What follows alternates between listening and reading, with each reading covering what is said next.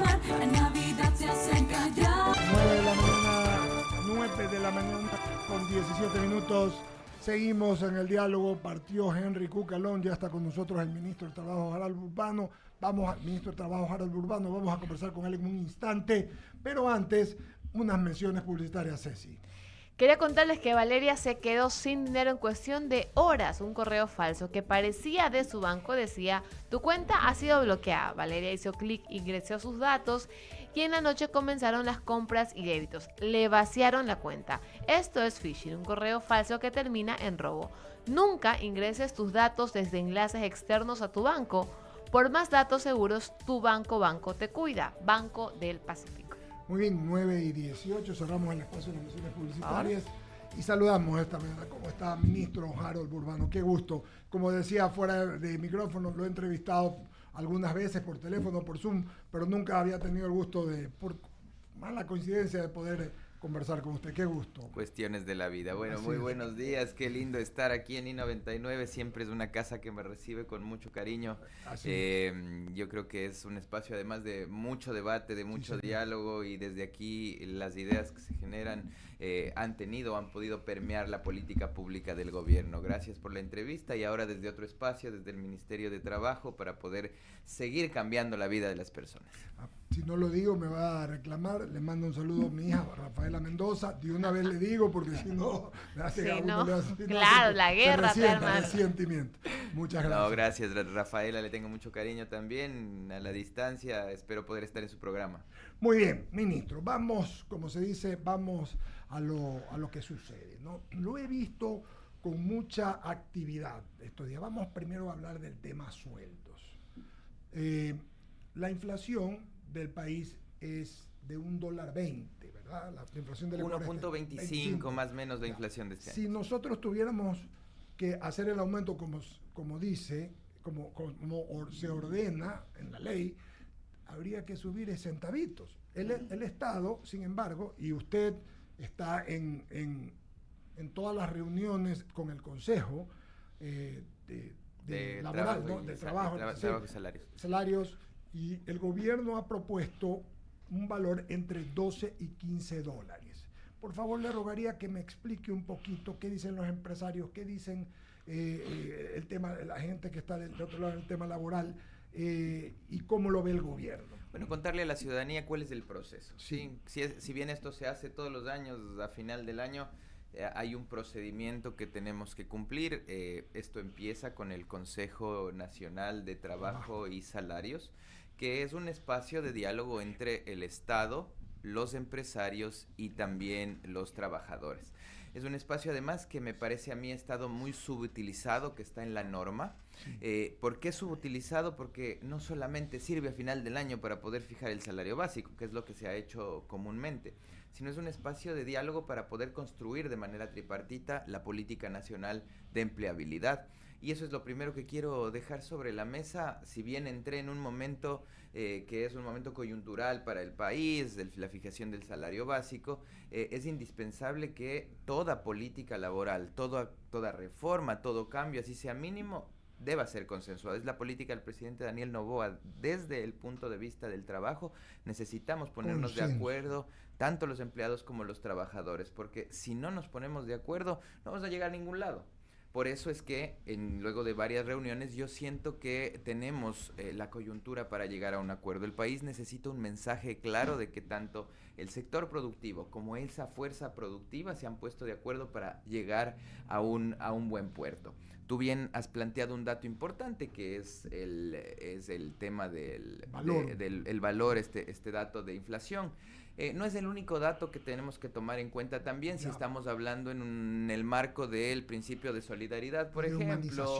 ¿No? Exactamente, tenemos un crecimiento económico muy bueno, de 3.8 y 4% en este año, saliendo de una recesión que tuvimos en el año 2024 por algunas condiciones especialmente climáticas que se dieron, y en ese sentido este crecimiento económico, que además se representó en el Black Friday y este último fin de semana, subió en comparación al año anterior cerca de 20% las ventas, circuló más de 1.300 millones de dólares. Ahí también agradecerle a las empresas, cerca de 150 empresas que se juntaron a la política del gobierno nacional de pagar en el mes de noviembre el 13º sueldo.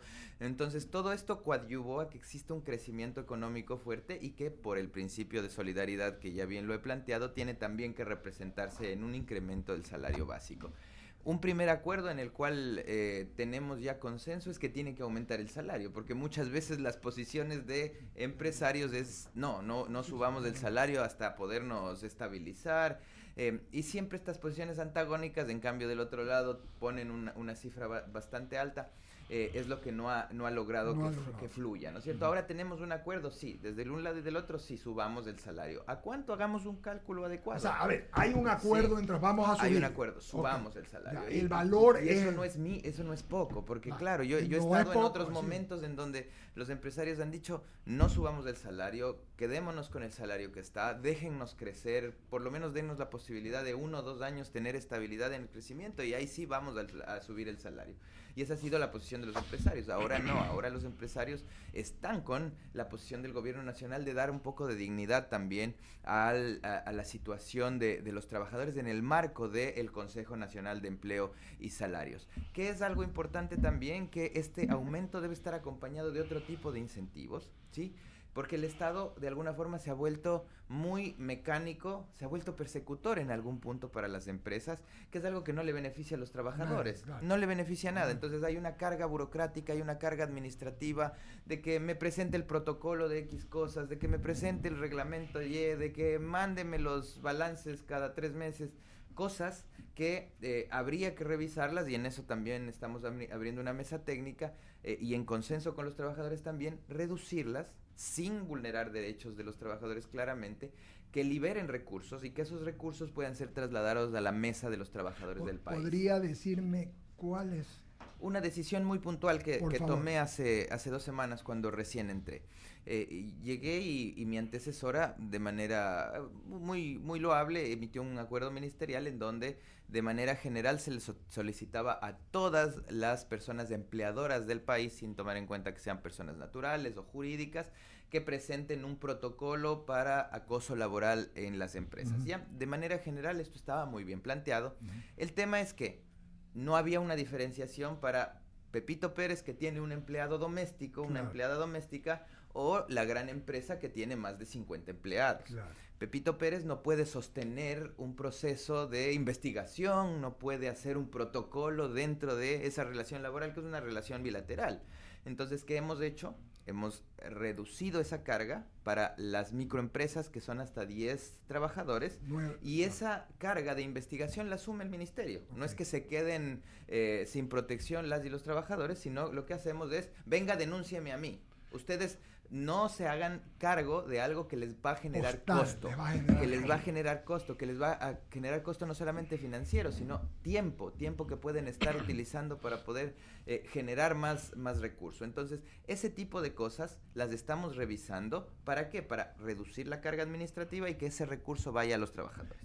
¿Qué piden los trabajadores en cuanto al valor? Han dicho, porque ellos hablan de un valor de la canasta, que es como $560, me parece. Depende, o sea, hay muchas organizaciones de trabajadores que están representadas en el Consejo y que tienen voceros diversos también a nivel del país. Pero siempre es como un punto para llegar a un acuerdo, porque ponen un valor alto para negociar, ¿no? Es lo que yo entiendo, ¿no? Sí, o sea, los datos que tenemos de crecimiento del país nos dan para que el aumento sea entre 10 y $20. Que no es tampoco tan fácil para los empresarios, ¿no? Claro, porque detrás están los décimos, detrás está también la jubilación patronal, sobre la cual hay que hacerle un fondito aparte. O sea, el costo claramente del recurso humano aumenta no solamente en esos $10, $20, sino también en este colchón que deben tener las empresas. Pero como les digo, hay un ambiente, hay un acuerdo inicial de que hay que subir el salario. He dado un margen muy prudente, que son entre $10 y $20, entre donde nos vamos a mover para poder plantear las posiciones. Esta semana que viene tenemos ya la primera reunión formal. Las reuniones que hemos tenido previamente han sido reuniones solamente para escuchar las cifras, para escucharnos todos, pero ya esta semana voy a convocar a la primera reunión formal del Consejo para fijar fijar el salario y escucharemos ya las posiciones de cada una de las partes. Muy bien, ministro, de otro lado, también lo he visto muy activo. El presidente envió a la Corte Constitucional una pregunta que tuvo el aplauso del Ecuador.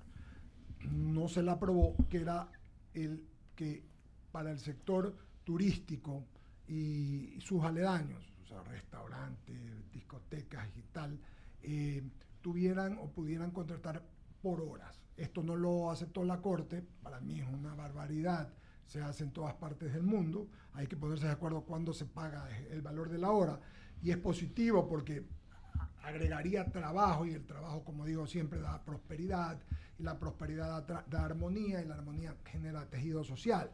Entonces, pero usted está haciendo un trabajo respecto a las horas, a cuantificar las 8 horas en diferentes horarios. Explíquele a la audiencia y teleaudiencia de qué se trata. Bueno, yo creo que en el Ecuador se ha venido durante los últimos años rompiendo el tejido social, y creo que de eso lo hemos conversado todos. Y esta ruptura del tejido social se representa en la falta de diálogo que existe entre trabajadores y empleadores, y además de esa ruptura ha sido auspiciada por el Estado. ¿De qué forma ha sido auspiciada por el Estado? Porque hay normas que de alguna forma se establecen una rigidez en esos diálogos y en esas conversaciones. Nosotros somos muy respetuosos de la voluntad soberana de la ciudadanía, somos muy demócratas, y creo que el presidente de la República lo ha demostrado en esta última consulta popular. Eso quiere decir que el tema de trabajo por horas, por lo menos ahora, está en stand-by, eso no se va a discutir, no se va a topar, porque la ciudadanía ha dicho que no. Pero hay otras condiciones que están hasta en documentos infralegales, es decir, bajo la ley, no están ni siquiera en el Código de Trabajo, que podrían de alguna manera beneficiar en las condiciones actuales, en la realidad actual, tanto a trabajadores como a empleadores. Como les digo, toda reforma, todo cambio va a ser consensuado. Esto lo estamos discutiendo también en el Consejo de Empleo y Salarios, pero la idea sería que de alguna forma esas horas que se trabajan de manera mensual, de manera semanal, de manera diaria, puedan ser dialogadas también entre empleadores y trabajadores, sin que se genere ni violación de derechos ni una carga desproporcionada para el empleador. Ahora tenemos casi 5 o 6 personas que no tienen, de cada 10, que no tienen un empleo formal. Y no quiere decir que no generen recursos, quiere decir que están generando recursos, pero que esa relación laboral no está formalizada conforme a la norma que existe actualmente. ¿Cómo ir hacia la formalización? Claro. ¿Sí?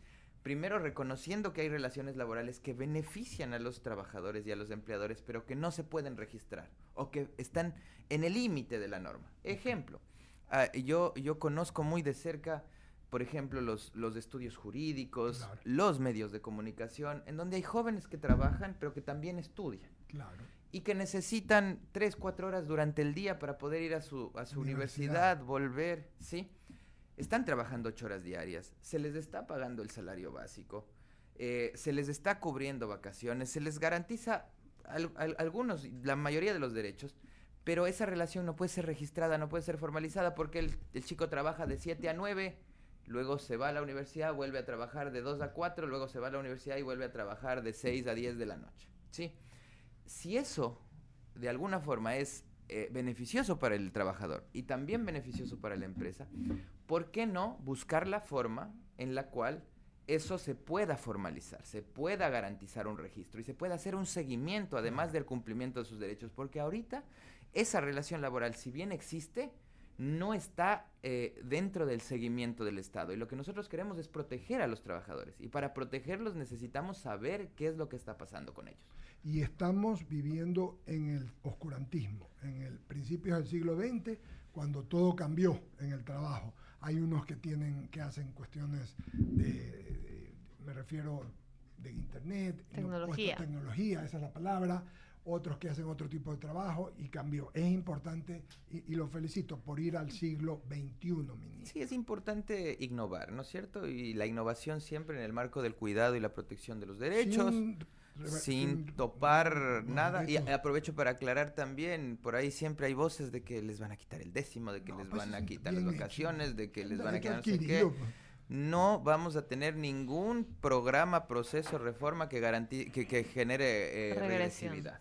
No vamos a tener ningún programa. Qué bien aclarado. Gracias, Eduardo. Ministro, ¿cómo le va? Buenos días. Buenos días. ¿El análisis de un nuevo código todavía está ahí latente o qué? Es algo que no lo hemos tratado todavía, Ya. que eso tiene que estar en el ámbito legislativo. Si bien en algún momento mucha gente ha presionado por una reforma integral del Código de Trabajo, esto tiene que ir dándose en el marco de los diálogos también Claro. entre trabajadores y empresarios. Creo yo que no se ha dado ese ambiente y tenemos que construirlo primero y tiene que intervenir también la función legislativa. Si bien nosotros podemos mandar diferentes propuestas, ya una reforma laboral integral depende de de un consenso de diferentes actores. Lo que sí vamos a hacer ahora es revisar la normativa interna del Ministerio de Trabajo y hacer los cambios que al corto plazo nos permita generar mayor formalización en el empleo y generar mayor empleabilidad. ¿Y eso es así a priori o está en el análisis todavía? No, estamos en el análisis claramente. El Consejo de Trabajo y Salarios tiene que servir no solamente para fijar el salario básico, sino especialmente para poner esas propuestas sobre la mesa y hacer una hoja de ruta para realizar estos Que cambios. dada la situación y los momentos en que se vive hoy en día, ya ese código está prácticamente caduco. Hay algunas formas de relación laboral que ya ni siquiera se usan, ¿no? Increíble. O sea, claramente están en el código y que todavía que ya no se usan. Ese análisis es un análisis claramente legislativo, es un análisis que tiene que hacerse también en el marco de una coyuntura de diálogo nacional. Hay que construir primero el ambiente de diálogo para luego poder llegar a ese punto. ¿Quién le Yo. toca? Gracias, ¿A quién le Javier. toca, ¿A quién Daniel, le por toca? favor? Señor ministro, gracias. Gracias, ministro. A ver, el hecho que no se use no significa que no sean válidas. Así es. Hay que precisarlo. La primera pregunta, son tres así muy rapiditas porque me da gusto cuando un ministro como el talante de usted viene y enfrenta a los medios de comunicación sin ningún miedo. Hay una diferencia sin duda en la formación de la anterior ministra con usted, una anterior ministra que era jueza de lo laboral y que pareciera ser que mezcló ese rol de jueza con su trabajo de ministro. ¿Este ministerio nuevo va a ser pro trabajadores o pro empresarios? Va a ser pro relación laboral. ¿Qué Ajá. significa eso? Que en el medio de esta discusión que ha existido históricamente entre Siempre. trabajadores y empleadores, tiene que haber seguridad jurídica y Ya. tiene que haber humanidad y solidaridad. O sea, Ok. son tres cosas importantes. Seguridad jurídica, es decir, yo tengo que saber a qué me meto cuando voy a trabajar, ¿sí? Y tiene que haber solidaridad entre las dos partes, tiene que el uno entenderse con el otro y tiene que haber humanidad. ¿Qué quiere decir eso? Que si es que uno crece, tenemos que crecer todos, ¿sí? Ujú. La dignidad para el país empieza en relaciones laborales que sean dignas y humanas. Entonces, por eso este ministerio tiene que ser pro relación laboral. ¿Por qué? Porque esa relación es la que genera desarrollo. No podemos ponernos a confrontar ni podemos ponernos de un lado o del otro. Ok, y eso habla del talante de su anterior cargo, o sea, alguien que viene del Ministerio de Inclusión, ¿verdad? Ok, la segunda, y ya que Eduardo lo anticipó y usted lo aclaró, no se va a insistir con la eliminación de los décimos. No, nunca, Ok. para nada. Esos son derechos adquiridos, ni la eliminación de los décimos, ni la eliminación del salario básico, que también escuché por ahí de que se está pensando en que no exista salario básico, que no exista techos, que no exista mínimos. No, como están los derechos construidos, vamos a seguir adelante. ¿Cuál fue en el momento en que se lo nombró ministro de Trabajo, cuál fue la dirección que le dio el presidente de la República, señor ministro? Bueno, ahora necesitamos unidad. Y ¿Eso es le lo dijo? Es lo principal. Estamos en un momento en donde el país necesita crecer y construirse en unidad. No tenemos que estarnos peleando entre nosotros. Muchos sectores políticos no lo entienden. Lo que buscan es que nosotros como ministros nos estemos defendiendo de ataques cuando lo que deberían estar haciendo es proponiendo cambios en Interesante. diferentes sectores. Entonces, la principal directriz del presidente, no solamente al ministro de Trabajo, sino a todo su gabinete, es trabajemos siempre porque toda la sociedad en unidad deje resentimientos y sigamos adelante. Señor ministro, ¿entiende usted, y la última, que está en un ministerio que es más político de lo que muchos creen Así es. y no tanto laboral, sino político? Porque hay ahí donde dicen el bolsillo de la fuerza laboral ecuatoriana. Sin ¿Lo duda entiende? alguna. Sí, sí, sin duda alguna. Este es un espacio muy político, algo conversábamos fuera de micrófonos. Cada cosa que uno dice, cada cosa que uno plantea ya repercute tanto en la opinión pública como también en la conversación diaria que puede tener uno con la familia en la mesa.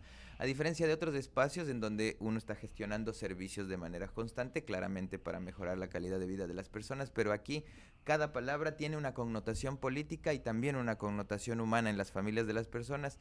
Decirle a la ciudadanía que obviamente estoy listo para este reto, somos un proyecto político integral que sabemos lo que tenemos que hacer en cada uno de los espacios y vuelvo a lo que planteaba anteriormente. La unidad, la reconciliación del país, el hecho de que todos tenemos que trabajar en conjunto es algo que no solamente lo va a hacer y lo está haciendo el Ministerio de Trabajo, sino todas las instituciones públicas. Éxitos, ministro, de su Muchísimas gestión. gracias. Cecilia, por favor.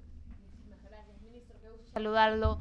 Bueno, yo le quiero preguntar puntualmente por algo que para mí es de muchísima importancia. Soy de Santa Elena, una provincia que depende básicamente del turismo y de la pesca, principalmente la pesca artesanal. Actualmente en las mesas de soberanía alimentaria, en la legislación, se ha llamado a comparecer porque los pescadores quieren tener seguro de pescadores tanto como lo tiene el seguro campesino. ¿Se considera esta posibilidad? El día de ayer hablé con el nuevo presidente del directorio del Instituto Ecuatoriano de Seguridad Social. Nos vamos a sentar primero a identificar justamente estos nudos críticos. Conversé también con la directora del Seguro Social Campesino para identificar también estos sectores que necesitan estar vinculados a la seguridad social. Y eso es parte de la formalización, eso es parte del seguimiento que tiene que hacer el Estado a cada hogar, a cada familia. Si no conocemos que existen, ¿cómo podemos generar políticas públicas adecuadas para estos sectores? Y los pescadores para nosotros son súper indispensables, son un grupo sobre los cuales hemos estado trabajando ya. Recientemente, cuando se tomó la decisión de eliminar el subsidio al diésel, una de las disposiciones principales del presidente fue atendamos a los pescadores. Para ello se destinó un recurso para comprar motores fuera de borda que se están entregando de manera gratuita a los pescadores. Y ahora sus condiciones laborales y sus condiciones además de precautelar su pesca diaria, etcétera, son prioridad para el Estado. Hablamos un poco de la informalidad. ¿Cuáles son las acciones concretas que se van a hacer para reducir esta brecha de informalidad en el trabajo? Sí, hay que diferenciar la informalidad generada, ¿sí? Que es lo que hemos estado hablando previamente, y el subempleo de alguna forma, que es una situación que ha venido viviéndose en el país de manera general, que es ahí cuando los empleadores no quieren garantizar los derechos de manera dolosa, digamos, voy a hablar como abogado, ¿no? Cuando el subempleo, es decir, este empleo no adecuado que se junta también con estas otras situaciones laborales, se genera cuando el empleador no quiere de manera voluntaria cumplir con esos derechos. Sí, entonces, para un tema tenemos la salida y para el otro tema nosotros vamos a ser muy firmes en el seguimiento del cumplimiento de los derechos, vamos a generar inspecciones, no vamos a atacar, no vamos a ser persecutores, vamos a dar un margen de tiempo para que se pueda cumplir con los derechos de las y los trabajadores, pero siempre en protección de ellos. Nosotros vamos a acercarnos a las empresas, siempre con diálogo, pero muy firmes en que existen normas que deben cumplirse. Y una última pregunta por mi parte. Para la generación millennial, centennial, las oportunidades a veces parecen verse nubladas. ¿Hay proyectos de empleabilidad para estas nuevas generaciones? Sí, sin duda alguna, y es algo que a mí me interesa mucho. Es parte de mi objetivo de este año. Tenemos el CECAP, por ejemplo, que es este centro de capacitación público que ha estado apagado, digamos, en sus actividades. Hemos logrado reactivar un proyecto de inversión con el Banco Interamericano de Desarrollo, pero con el objetivo de ¿qué? De hablar con las empresas y decirle, a ver, empresas, ¿qué necesitan como mano de obra calificada? ¿Qué necesitan ustedes como trabajadores calificados para que puedan generar mayor utilidad? Porque ¿qué es lo que pasa? Muchas veces hay empleo, hay plazas de trabajo, pero no existen los trabajadores calificados para hacerlo. Entonces, si las empresas nos dicen, miren, necesitamos nosotros un pool de zafreros, me invento, para el trabajo bananero, sí, para las zafras. Entonces, una gama de jóvenes van a ser capacitados al corto plazo con recursos del Estado y juntar la empleabilidad con la gente capacitada. Esto lo queremos hacer en todos los sectores. Como para cerrar nada más, yo sé que el tiempo es oro, son 4 sectores sobre los cuales vamos a fortalecer tanto la capacitación y el nexo entre empleados y trabajadores. Primero, el sector turístico es indispensable. El sector turístico es algo que a nosotros nos importa. La industria sin chimenea. Así es es fundamental. El segundo es el sector de ventas y servicios. Absolutamente. Black Friday es uno de los... Una muestra. El momento en el que el momento en el que se toma una decisión bien tomada, bien pensada, como la que se tomó el presidente de la República de adelantar el 10º y que esté al corto plazo estas ventanas de oportunidad, generan dinamización del trabajo y también generan dinamización de la economía. Y posteriormente la agricultura y el sector de recursos naturales no renovables, los cuales han venido creciendo, pero necesitan crecer mucho más. Yo le quiero agradecer, pero antes de finalizar, ministro Harold Burbano, ministro del Trabajo, le hice una pregunta fuera del micrófono y algo le tocaron. ¿Qué es más difícil, el MIES o el Ministerio del Trabajo? No comentó fuera del micrófono, pero me parece que es algo refrescante para que la gente Sí, o sea, yo primero considero que somos un solo equipo, ¿no? Okay. El equipo que está trabajando por construir un nuevo Ecuador, tenemos que conocer de todo lo que se está haciendo porque en realidad trabajamos intersectorialmente. Por otro lado, los roles claramente son diferentes, ¿no? En el Ministerio de Desarrollo Humano lo que hacemos es trabajar para y por la gente más vulnerable, servicios de cuidado, etcétera. En cambio, el Ministerio de Trabajo es un ministerio mucho más político. Es un ministerio en donde uno tiene que tener todo el tino del mundo para saber qué decir y con quién, pero también es un ministerio que le da la posibilidad de generar sinergias entre la sociedad, ¿sí? Entre la gente de a pie, como dicen por ahí, que no me gusta tanto, y aquellos que tienen la posibilidad de generar riqueza, ¿no es cierto? ¿Por qué? Porque tienen el capital. Esto a mucha gente que tiene ideologías como un poco más retrógradas, diría yo, choca, ¿no? Yeah.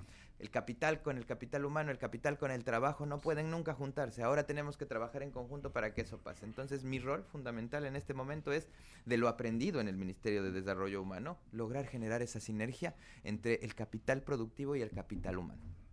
Ministro Harold Burbano, muchísimas gracias. La verdad que ha sido una entrevista muy fresca, ha contestado todo, estamos claros de todo lo que está, aclarando cosas también. Le deseamos muchos éxitos. Muchísimas gracias a ustedes. Esta es su casa, usted lo sabe, y seguiremos conversando, Dios mediante. Aquí estaré. Un abrazo a todos y confíen en que el gobierno nacional toma decisiones firmes, pero siempre pensando en la gente. Gracias. Muchas gracias. Pagamos corte comercial.